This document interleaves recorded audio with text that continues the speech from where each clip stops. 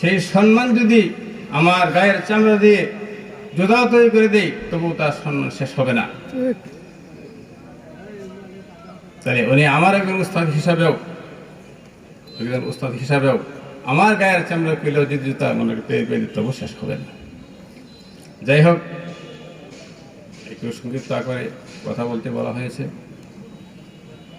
আমি শেষবারে বলতে চাই, ওনার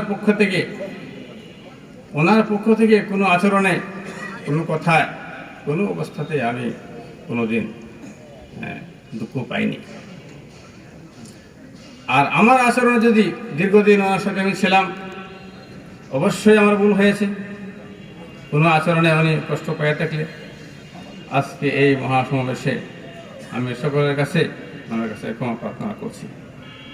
উনি যেন আমাকে মাফ করে দেন, উনি যেন আমাকে ক্ষমা করেন। আমি আমার কথা আর দীর্ঘায়িত করতে চাই না।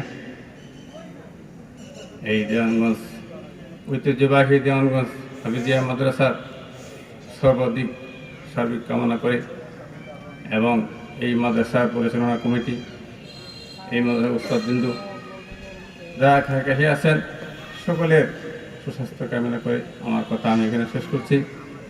আসসালামু আলাইকুম ওয়া রাহমাতুল্লাহি ওয়া বারাকাতুহু।